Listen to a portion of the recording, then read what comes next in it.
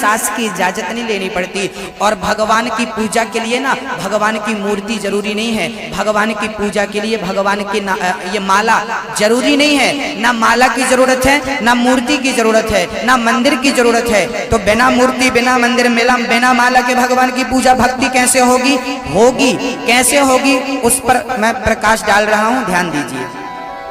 देखिए, एक माँ जब अपने बच्चे का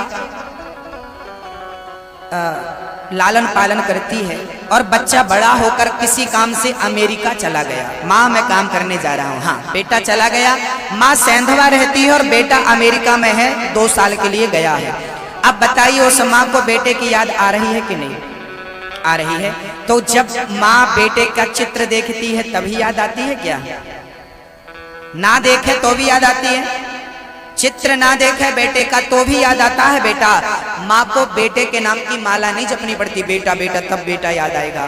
बेटे के नाम का चित्र नहीं बनाना पड़ता कि बेटे के चित्र देखेंगे तो याद आएगा। मेरी माँ जैसे बेटा को जैसे माँ अपने बेटे को ऐसी याद करती है, सोती तो याद करे, जागे तो याद करे, खाए तो याद करे, पानी पिए तो याद करे, कुछ भी करे, कहीं भी बैठेगी, वो बातों बातों में अपने बेटे की चर्चा जरूर छेड़ेगी। हाँ, जैसे वो माँ बेटे का मंदिर नहीं बनाती, बेटे का माला नहीं जपती, फिर भी बेटा याद आता है, ऐसे मंदिर ना जाओ, माला ना जपो, दर्शन भगवान का ना करो तो भी भगवान याद आए। इसका नाम सच्चा प्रेम है, इसका नाम सच्ची भक्ति है। और भगवान से प्रेम है तो प्रेम ही सबसे बड़ी पूजा है। गोपियां कौन सी आरती उतारती थी कन्हैया की? शिकायत करे, कन्हैया तुम निष्ठुर हो, तुम काले हो, काले, तुम काले, तुम लोग ना कपटी होते हैं, तुम कपटी हो, तुम काले हो। यहाँ तेरा कान का गोपियां कान पकड़ रही हैं, जिस ब्रह्म की एक झलक हम चाह रहे हैं, गोपियां उसके कान पकड़ के खींच रही हैं, उसके गाल पकड़ के खींच रही हैं। क्यों? गोपियां कन्हैया की कभी आरती नहीं उतारती, गोपियां कन्हैया को केवल प्रेम करती। मेरी माँ, हम भगवान से प्रेम करें, यही सबसे बड़ी पूजा है।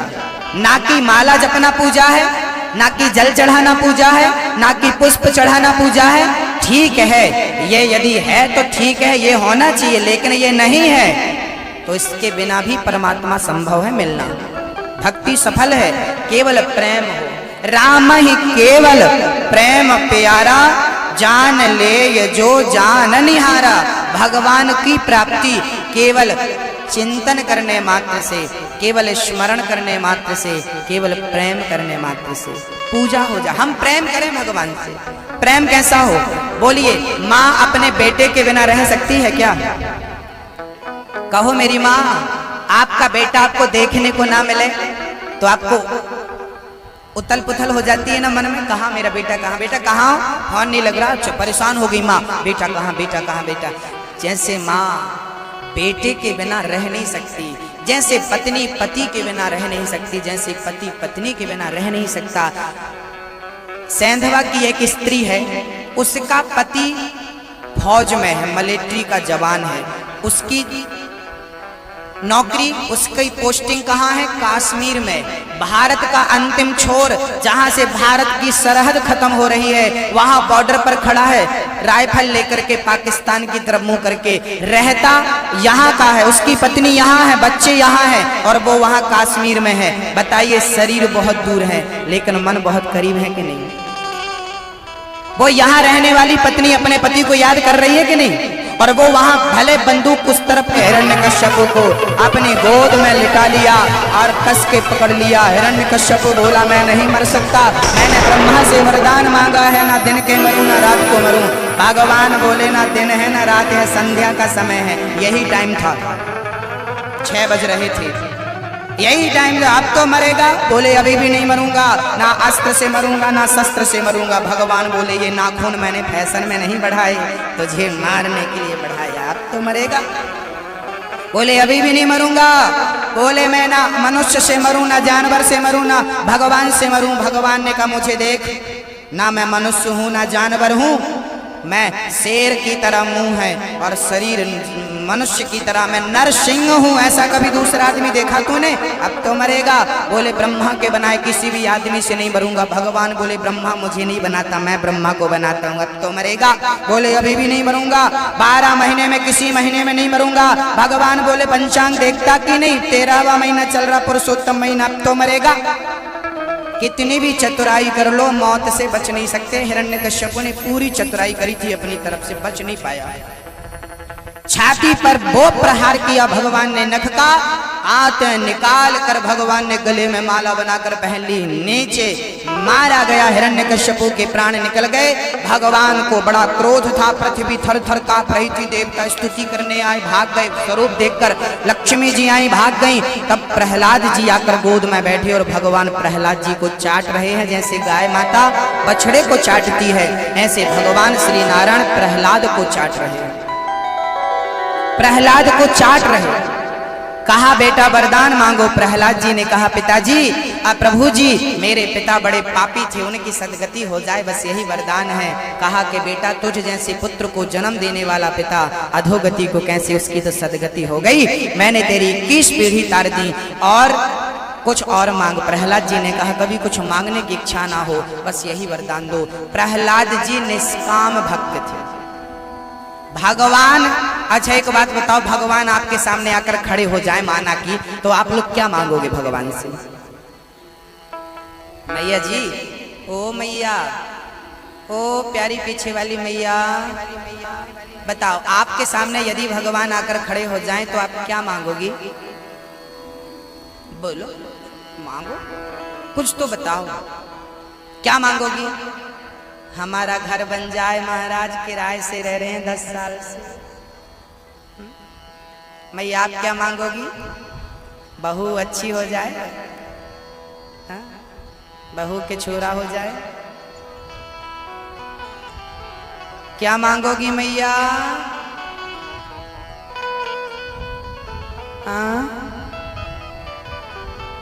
मांगना क्या है भगवान से? यदि भगवान मिल जाएं तो भगवान ही सबसे बड़ी संपत्ति है। इनसे बड़ा क्या है जो मांगे? बताइए। बस आप मिल जाएं, यही जीवन की सार्थकता है। हाँ, अच्छा एक बात बताओ, इस संसार में आपका क्या है? इस दुनिया में आपका क्या है? क्या है मेरी माँ? मैया जी, ओ मैया, क्या है आपका? क्या है आपका? बेटा आपका है, बेटी आपकी है, धन आपका है, मकान आपका है, घर आपका है, प्रॉपर्टी आपकी है, सब आपका है। क्या है आपका बताओ फिर? कुछ नहीं है। हमारा तो है, हमारा तो यहाँ पर है, सेंधवा में भी हमारा कुछ है। क्या है जानते हो? कन्हैया, सब कुछ तेरा है। बेटा तेरा, पत्नी तेरी, घर तेरा, संपत्ति तेरी, सम्मान तेरा, प्रतिष्ठा पद तेरा, यहाँ तक कि ये शरीर जो है ये भी तेरा है। तो बताइए फिर मेरा क्या है? कन्हैया, सब कुछ तेरा है, बस एक तू है जो मेरा है। एक तू है, हाँ एक तू है, एक तू ही तो है। तेरे सिवा कौन है मेरा?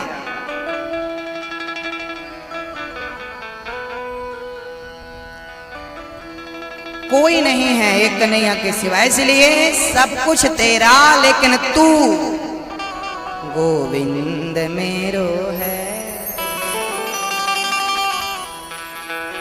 गोपाल मेरो है। सब कुछ उसका है, लेकिन वो गोविंद मेरो है। मेरे बाके बिहारी नंदलाल मेरो है। बस आप ही मेरे हो प्रभु। हिरण्यकश्यप का उद्धार किया, प्रहलाद जी को बचाया भगवान ने। प्रहलाद के वंश में बड़े बड़े राजा हुए हैं। एक बार भगवान ने हाथी को बचाने के लिए ना हरि का अवतार धारण कर लिया। हाथी, एक हाथी था, नहाने गया, स्नान, उसकी पत्नियां थी, उसके बेटे बहुत सारे थे और ढेर सारी पत्नियां थी। स्नान करने सरोवर में गया तो वहां ना पानी फेंकने लगा, पानी को गंदा करने लगा। पानी में एक मगर रहता था, उसने कहा भाई साहब, हाथी भाई साहब नहाओ, पानी पियो, पर पानी को दूषित मत करो। हाथी बोला जानता नहीं मैं कौन हूं, पांव रखूंगा मर जाएगा। मगर ने पांव पकड़ लिया हाथी। जल की रक्षा करनी चाहिए मेरी माँ, जल बचाओ, है ना। आप लोग जल का बड़ा दुरुपयोग कर देती हो, एक बाल्टी से काम हो जाए तो 10 बाल्टी पानी फेंक देती हो। मेरी माँ, भैया जी, आप लोग भी थोड़ा सावधानी, जल बचाओ, क्योंकि जल हमें बचाता है। पानी ना पियो मर जाएंगे, तो जल हमें जीवन देता है, तो जल को भी हम बचाएं। निवेदन है, जल नहीं रहेगा तो कल नहीं रहेगा, इसलिए जल बचाना हमारी बहुत जिम्मेदारी है। जल बचाइए और वृक्षों का रोपण करिए। वृक्षारोपण बरसात चल रही, प्रेम से। आज हाथी का पांव मगर ने पकड़ लिया, हाथी को अंदर ले गया, चिल्लाया हाथी पत्नियां बचाओ, बेटा बचाओ। बेटों ने सूंड से सूंड मिलाई, खींचने लगे, पर कब तक खींचे? सुबह से शाम, शाम से रात, रात से दिन, फिर 4, 6, 10 दिन हो गए।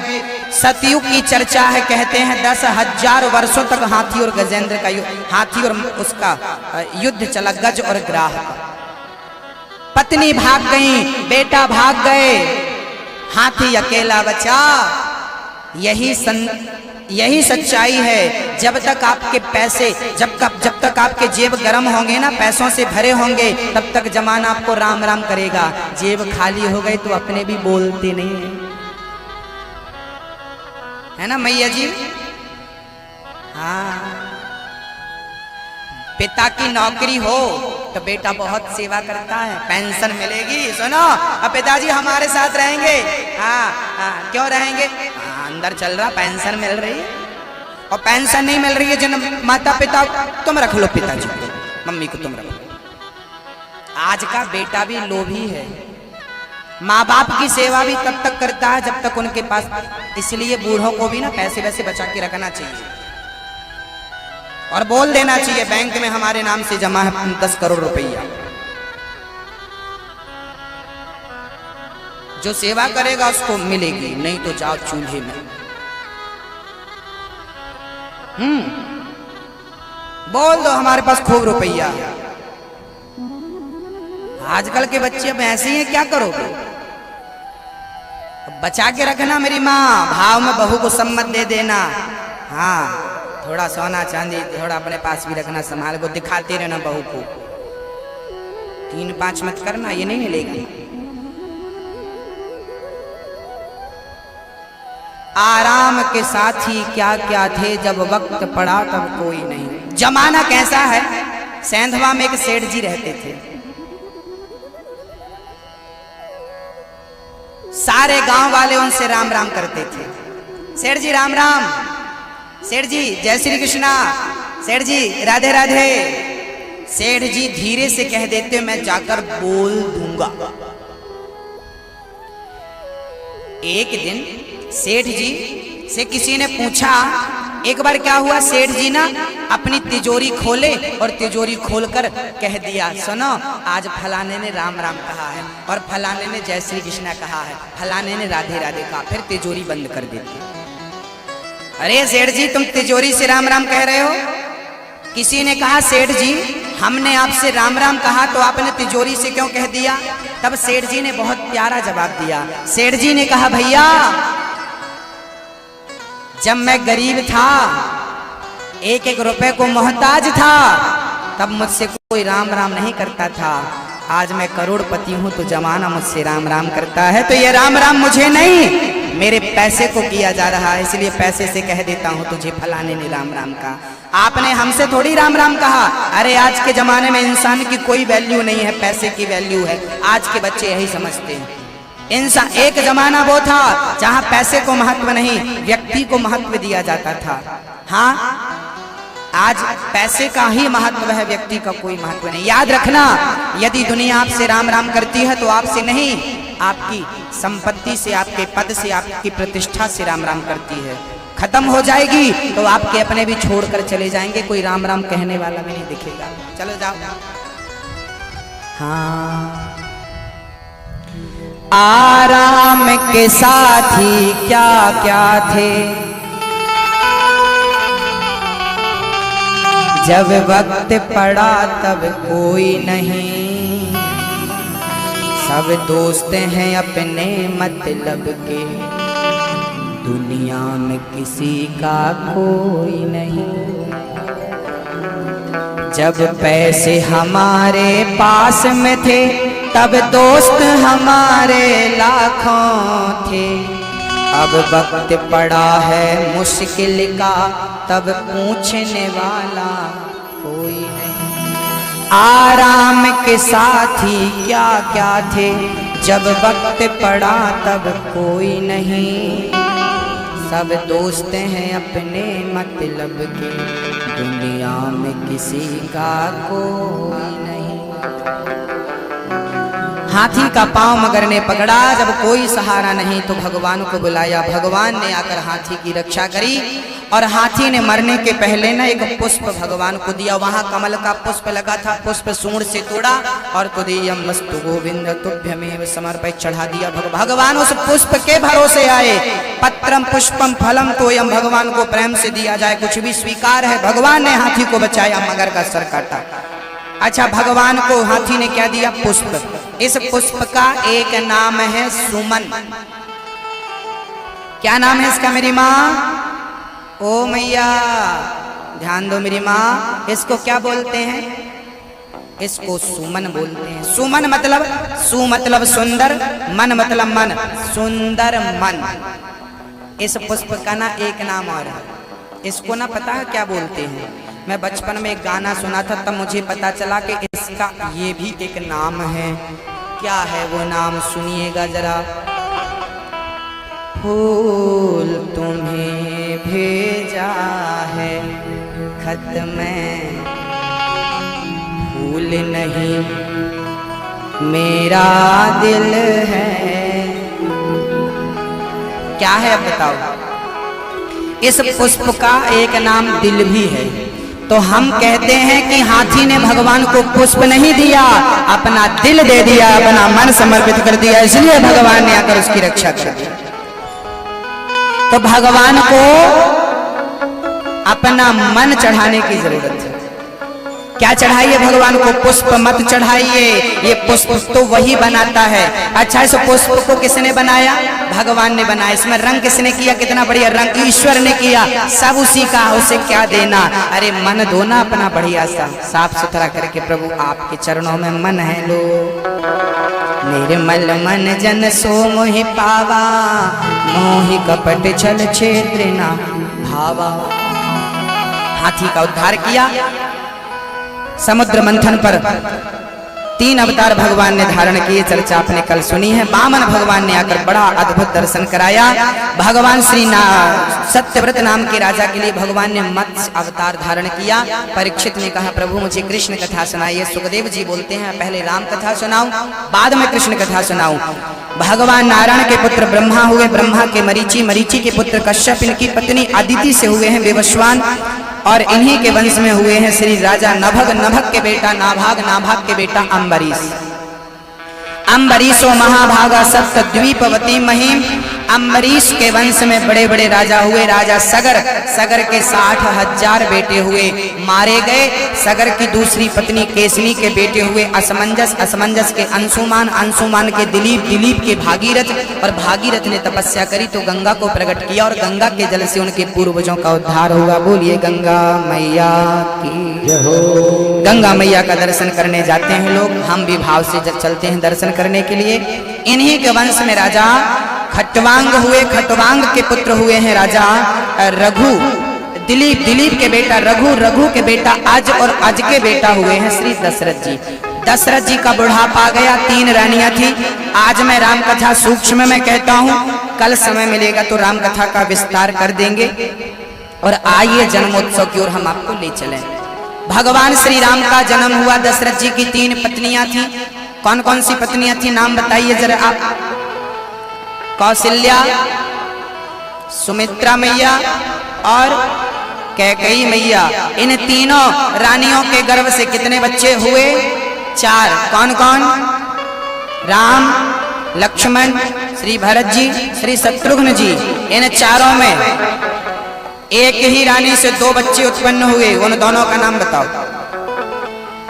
हाँ, कौन? राम और लक्ष्मण, ये दोनों एक ही माँ से पैदा हुए। सही बोल रही हो मैया? हाँ सही बोल रही हो महाराज जी। हमारे तो ये बोलते बोलते बाल पक गए। ऐसी थोड़ी, हम तो सब जानते हैं। सही बोल रही हूँ मैया? मोहर लगा दें? कंप्यूटर जी लॉक करिए। गलत आंसर है आपका। 1 करोड़ रुपया गए।